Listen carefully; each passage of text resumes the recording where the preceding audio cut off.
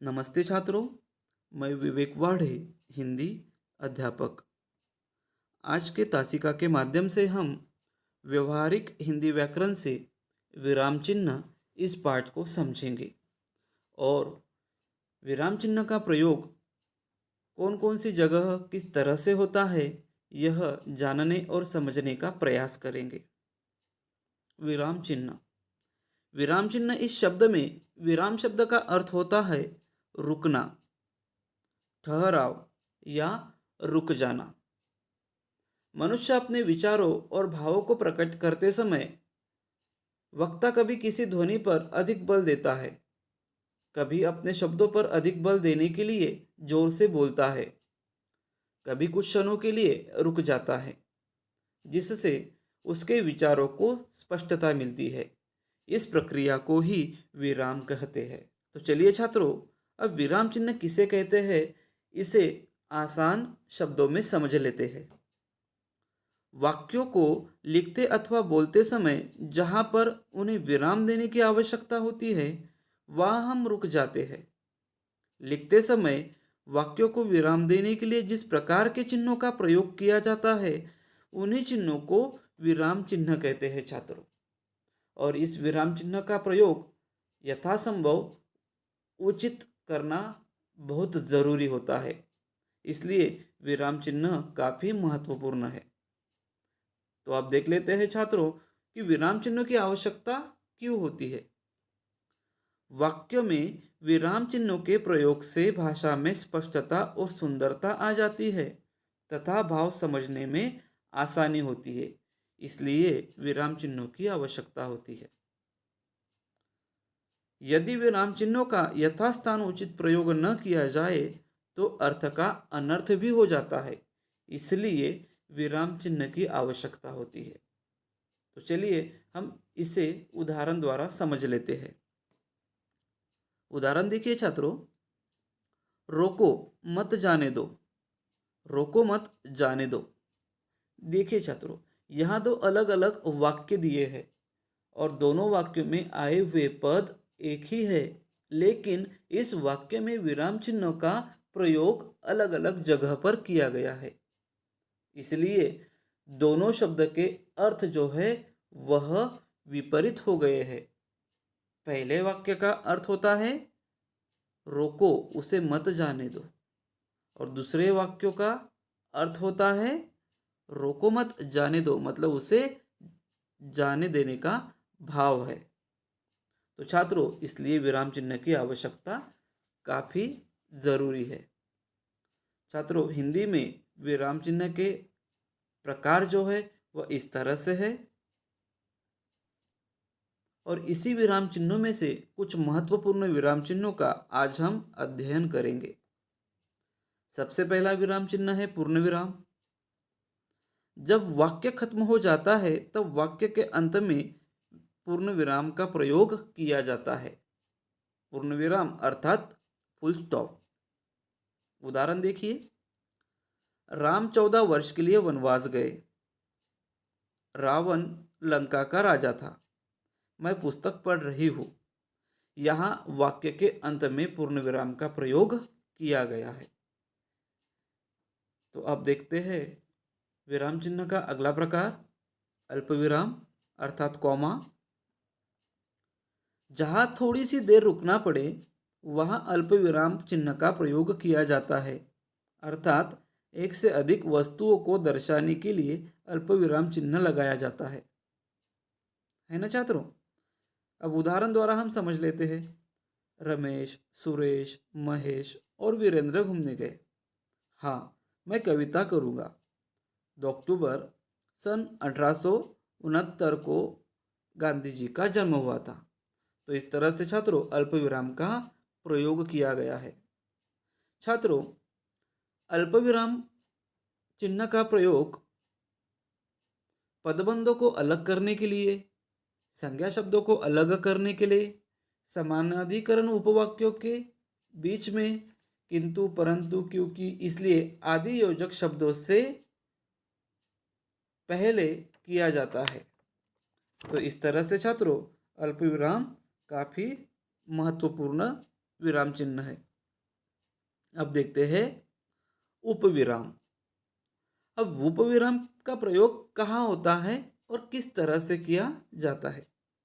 जब किसी शब्द को अलग दर्शाया जाता है तो वहां पर उपविराम चिन्ह का प्रयोग किया जाता है।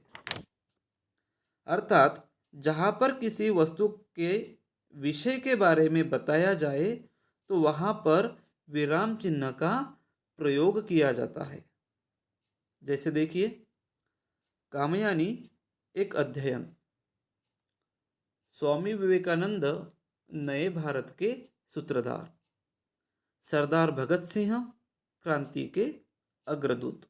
इस तरह से उपविराम का प्रयोग किया गया है। अब विराम चिन्ह का अगला प्रकार अर्धविराम। पूर्ण विराम से कुछ कम, अल्प विराम से अधिक देर तक रुकने के लिए अर्धविराम का प्रयोग किया जाता है। अर्थात एक वाक्य या वाक्यांश के साथ दूसरे वाक्य या वाक्यांश का संबंध बताया हो तो वहां अर्धविराम का प्रयोग किया जाता है। उदाहरण देखिए, सूर्यास्त हो गया, लालिमा का स्थान कालिमा ने ले लिया, कल रविवार है, छुट्टी का दिन है, आराम मिलेगा, सूर्योदय हो गया, चिड़िया चहकने लगी और कमल खिल गए। तो देखिए छात्रों, इस उदाहरण में अर्धविराम का उचित प्रयोग किया गया है। विराम चिन्ह का अगला प्रकार है प्रश्नवाचक चिन्ह। प्रश्नवाचक प्रश्नवाचक वाक्य के अंत में प्रश्न सूचक चिन्ह का प्रयोग किया जाता है। अर्थात जब किसी वाक्य में सवाल पूछने का भाव उत्पन्न हो तो उस वाक्य के अंत में प्रश्नवाचक चिन्ह का प्रयोग किया जाता है। उदाहरण देखिए, राम बाजार से क्या लेकर आया था? तुम कौन हो? वो बाजार क्यों गया था? तो छात्रों, इस वाक्य में प्रश्न पूछने का बोध हुआ है और इस वाक्य के अंत में प्रश्न चिन्ह दिया गया है। इस तरह से प्रश्नवाचक चिन्ह का प्रयोग वाक्य के अंत में किया जाता है। विराम चिन्ह का अगला प्रकार है विस्मयादि बोधक चिन्ह।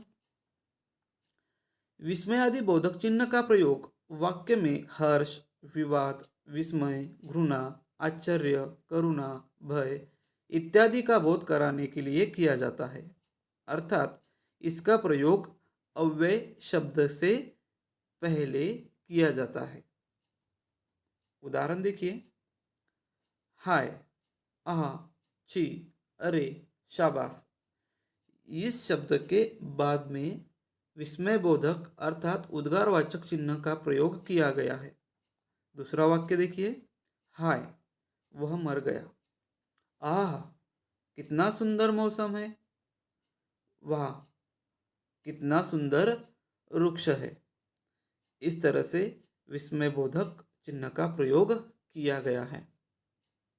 विराम चिन्ह का अगला प्रकार है लाघव चिन्ह। लाघव चिन्ह किसी बड़े तथा प्रसिद्ध शब्दों को संक्षिप्त में लिखने के लिए उस शब्द का पहला अक्षर लिखकर उसके आगे शून्य लगाया जाता है। यह शून्य ही लाघव कहलाता है, अर्थात लाघव चिन्ह कहलाता है। जैसे देखिए, डॉक्टर। तो छात्रों, हम डॉक्टर का संक्षिप्त रूप इस तरह से लिखते हैं पंडित, इंजीनियर, उत्तर प्रदेश, है ना छात्रों। तो इस तरह से लाघव चिन्ह का प्रयोग किया जाता है। अगला प्रकार है हंसपद या त्रुटिपरक चिन्ह, जिसे हम विस्मरण चिन्ह के नाम से भी पहचानते हैं। विस्मरण चिन्ह अर्थात हंसपद। हंसपद का प्रयोग लिखते समय किसी शब्द को भूल जाने पर किया जाता है। मतलब हमारे द्वारा अगर एक वाक्य लिखा गया है और उस वाक्य का एक आधा पद हमारे द्वारा छूट गया है तो उस पद को पुनः लिखने के लिए इस हंसपद चिन्ह का प्रयोग किया जाता है। उदाहरण द्वारा हम अधिक स्पष्ट रूप से इसे समझ सकते हैं। शाम में रहते हैं, शाम में रहते थे। राम बहुत लड़का है, मैं तुमसे वो बात थी। इस तरह से इस वाक्य में कोई ना कोई पद छूटा हुआ है। जैसे हम बता सकते हैं, श्याम घर में रहते थे, श्याम अकोला में रहते थे, राम बहुत बुद्धिमान लड़का है, राम बहुत आलसी लड़का है। तो इस तरह से उस कोई ना कोई पद इस वाक्य के द्वारा छूटा हुआ है और उस पद को लिखने के लिए इस चिन्ह का प्रयोग किया जाता है। अगला प्रकार देखिए, निर्देशक चिन्ह। निर्देशक चिन्ह का प्रयोग विषय विवाद संबंधी प्रत्येक शीर्षक के आगे, उदाहरण के पश्चात कथोपकथन के नाम के आगे किया जाता है। उदाहरण देखिए, श्री राम ने कहा, सत्य के मार्ग पर चलना चाहिए। जैसे फल, सब्जी, मसाले इत्यादि। इस तरह से निर्देशक चिन्ह का प्रयोग होता है कथोपकथन, उदाहरण के पश्चात, शीर्षक के आगे। अगला प्रकार है योजक चिन्ह। दो शब्दों में परस्पर संबंध स्पष्ट करने के लिए तथा उन्हें जोड़कर लिखने के लिए योजक चिन्ह का प्रयोग किया जाता है। उदाहरण, वह सीताराम की मूर्ति है, सुख दुख जीवन में आते जाते हैं, रात दिन परिश्रम करने पर ही सफलता मिलती है। तो छात्रों, इस तरह से योजक चिन्ह का प्रयोग किया जाता है। एक जैसे शब्द, परस्पर विरोधी शब्द, युग्म शब्द, इन शब्दों के बीच में योजक चिन्ह का प्रयोग किया जाता है। अगला प्रकार है उदाहरण चिन्ह। किसी की कही हुई बात को उसी तरह प्रकट करके या करने के लिए अवतरण चिन्ह का प्रयोग किया जाता है। जैसे उदाहरण देखिए, जयशंकर प्रसाद ने कहा है, जीवन विश्व की संपत्ति है। राम ने कहा, सत्य बोलना सबसे बड़ा धर्म है। इस तरह से इन महान या बड़े व्यक्तियों ने जो उद्गार प्रकट किए हैं, उस उद्गार को जो के त्यों लिखा गया है। इसलिए यह शब्द उद्धरण चिन्ह के बीच में आए हुए हैं या लिखे गए हैं। अब देख लेते हैं अगला प्रकार, कोष्टक। वाक्य के बीच में आए शब्दों का अथवा पदों का अर्थ स्पष्ट करने के लिए कोष्टक का प्रयोग किया जाता है। अर्थात कोष्टक चिन्ह का प्रयोग अर्थ को और अधिक स्पष्ट करने के लिए शब्द अथवा वाक्यांश को कोष्टक के अंदर लिखकर किया जाता है ना छात्रों। उदाहरण देखिए, अध्यापक चिल्लाते हुए, निकल जाओ कक्षा से। विश्वामित्र क्रोध में कांपते हुए, ठहर जा धर्मराज युधिष्ठिर सत्य और धर्म के संरक्षक थे। तो इस तरह से कोष्टक का प्रयोग किया गया है। अगला है विवरण चिन्ह। विवरण चिन्ह का प्रयोग वाक्यांश के विषयों में कुछ सूचक निर्देश आदि देने के लिए किया जाता है। उदाहरण के लिए हम कह सकते हैं, आम के निम्न फायदे हैं। संज्ञा के 3 मुख्य भेद होते हैं। कृपया निम्नलिखित नियमों का पालन करो। तो इस तरह से विवरण चिन्ह का प्रयोग किया गया है।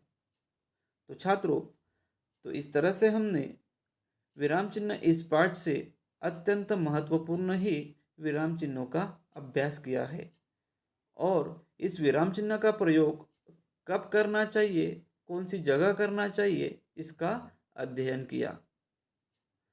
तो छात्रों, आशा करता हूँ कि विराम चिन्ह का प्रयोग आप यथासंभव उचित जगह करोगे और अपने लेखन में शुद्धता लाओगे। तो चलो छात्रों, आज विराम चिन्ह को यही रुकवा देते हैं। अगली तासिका में अगले विषय को लेकर फिर उपस्थित होते हैं। तब तक के लिए धन्यवाद।